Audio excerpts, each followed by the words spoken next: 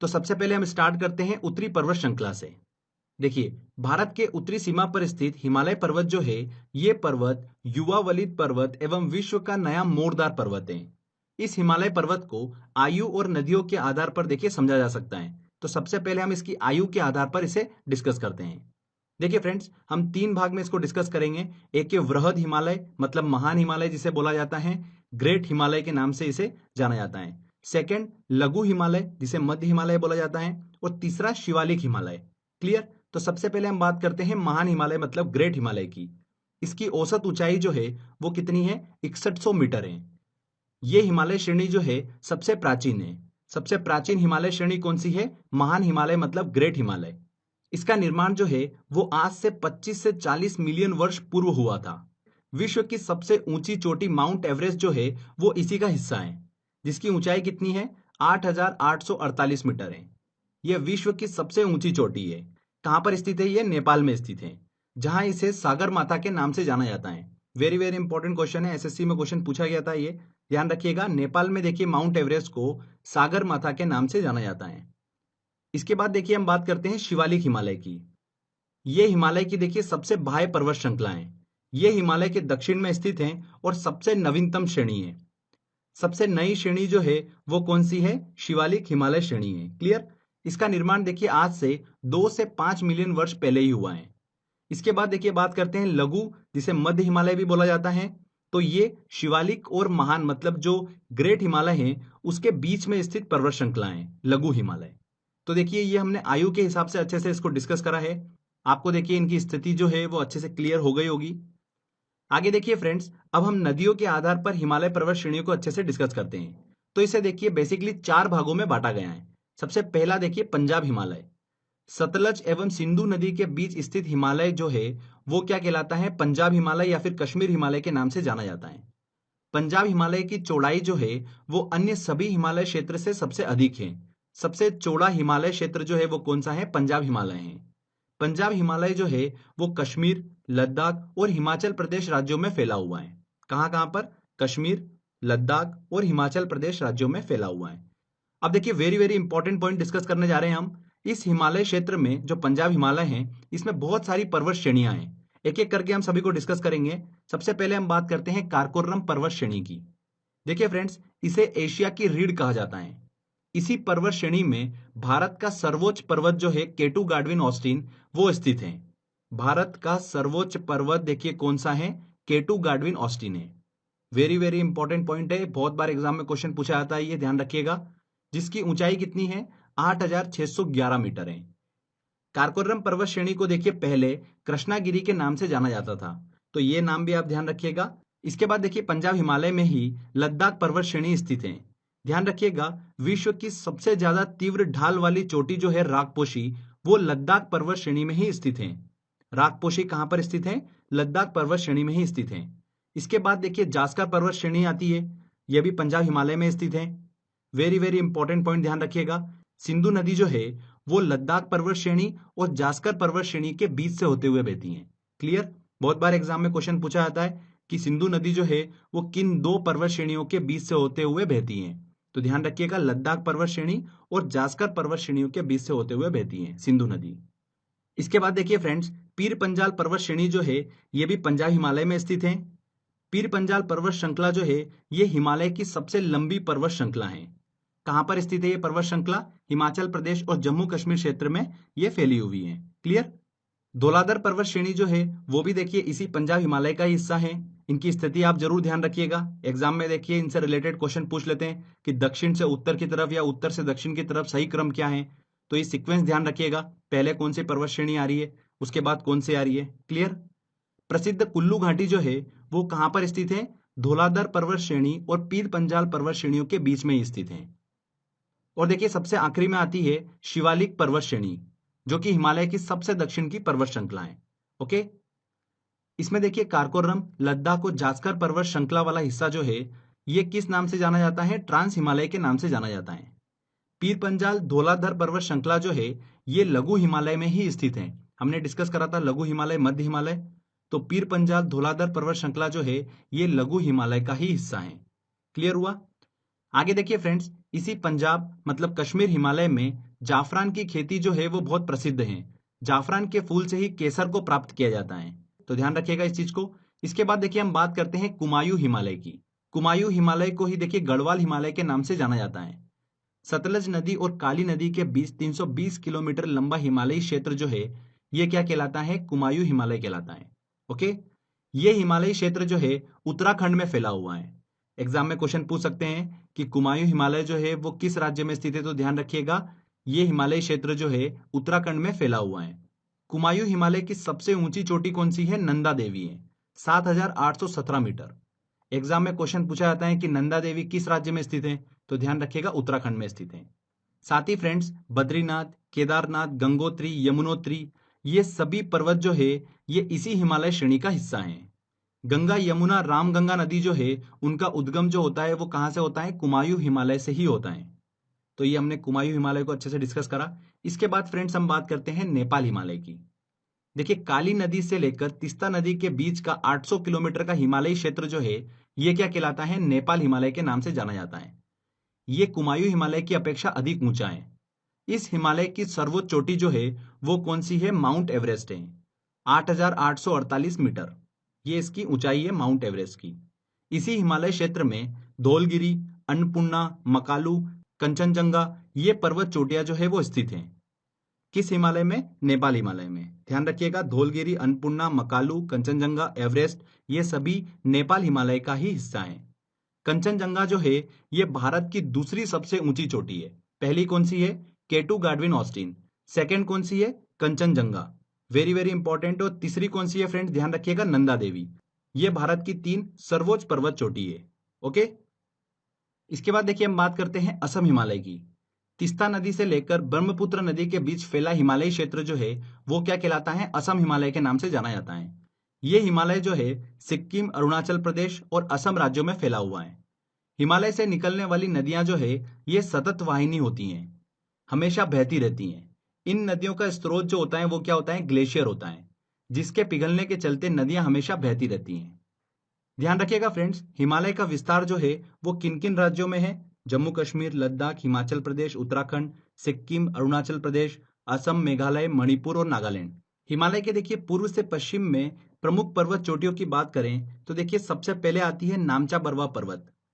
नामचा बरवा पर्वत जो है ये अरुणाचल प्रदेश और तिब्बत बॉर्डर पर स्थित है, जो कि हिमालय की सबसे पूर्वी चोटी है। ओके, तो सबसे पहले देखिए पूर्व में नामचा बरवा पर्वत। उसके बाद देखिए कौन सी पर्वत चोटी आती है? कंचनजंगा, फिर आती है मकालू, फिर एवरेस्ट, फिर आती है अन्नपूर्णा और फिर लास्ट में आती है धौलगिरी। ठीक है, तो ये पूर्व से पश्चिम, ध्यान रखिएगा क्रम वेरी वेरी इंपॉर्टेंट है। अक्सर एग्जाम में इसको लेकर देखिए क्वेश्चन पूछते हैं। इसके बाद देखिए पटकाई पर्वत श्रृंखला की हम बात करते हैं, जो कि पूर्व में भारत और म्यांमार अंतर्राष्ट्रीय सीमा पर स्थित है। इस पर्वत श्रृंखला की ऊंचाई जो है वो हिमालय से काफी कम है। ये पर्वत श्रृंखला असम, नागालैंड, मणिपुर, मेघालय और मिजोरम में फैली हुई है। पटकाई पर्वत श्रृंखला जो है ये नवीनतम पर्वत श्रृंखला ही है। इसके देखिए 3 भाग हैं, पटकाई बूम, गारो खासी जयंतिया पर्वत श्रृंखला और लुशाई पहाड़ियां। ये 3 देखिए इसके भाग हैं, तो इनकी स्थिति ध्यान रखिएगा। गारो खासी जयंतिया श्रृंखला जो है ये मेघालय में स्थित है, वेरी वेरी इंपॉर्टेंट। इसके बाद देखिए इंपॉर्टेंट नोट, नागा पहाड़ियों से रिलेटेड भी अगर एग्जाम में क्वेश्चन पूछ ले तो ध्यान रखिएगा पूर्व में नागालैंड में स्थित है और भारत और म्यांमार अंतर्राष्ट्रीय सीमा पर ही ये पहाड़ियां जो है वो स्थित। सबसे पहले हम बात करते हैं अरावली पर्वत श्रेणी की। ये गुजरात से लेकर राजस्थान, हरियाणा तक 800 किलोमीटर की लंबाई में फैली हुई है। ये पर्वत श्रेणी 570 मिलियन वर्ष पुरानी है, 570 मिलियन वर्ष पुरानी है।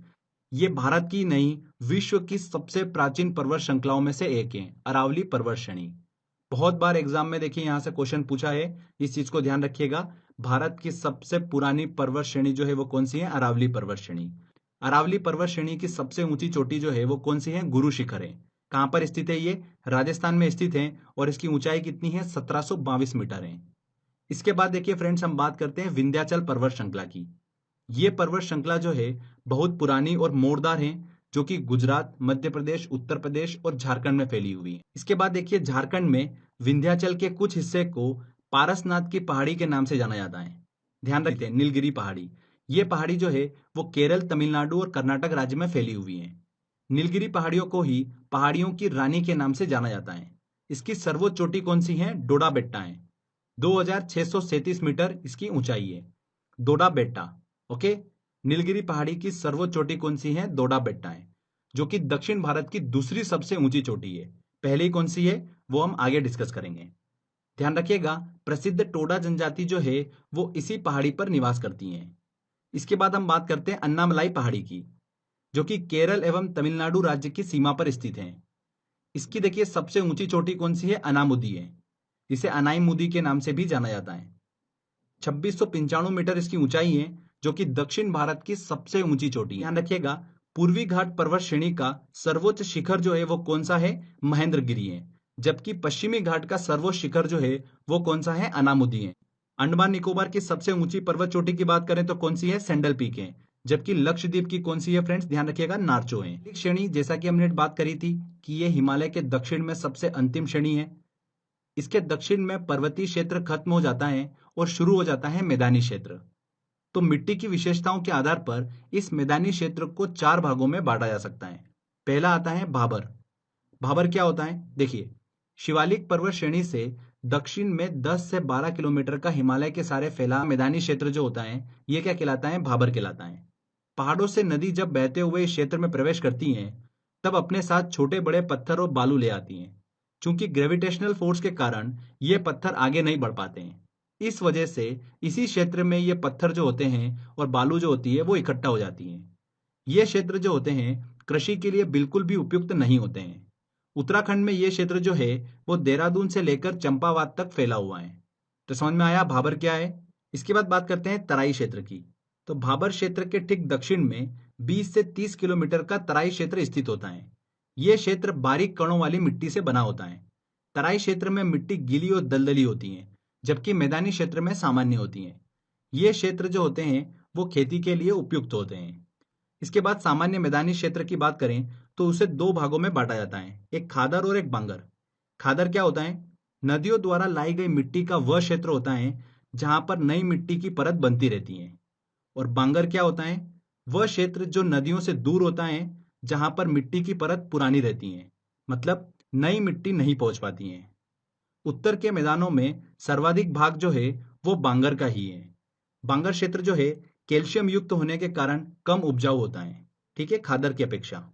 तो आपको क्लियर हुआ भाबर किसे कहते हैं, तराई किसे कहते हैं, खादर किसे कहते हैं और बांगर किसे कहते हैं। क्लियर? तो चलिए अब क्वेश्चन की तरफ चलते हैं और सॉल्व करते हैं। देखिए फ्रेंड्स, इस वीडियो में हम भारत के तट, भारत के तटीय मैदान और भारत के घाट को अच्छे से डिस्कस करेंगे। भारत जो है वो 3 ओर से समुद्र से घिरा हुआ है। पूर्व में बंगाल की खाड़ी से, पश्चिम में अरब सागर से और दक्षिण में हिंद महासागर से।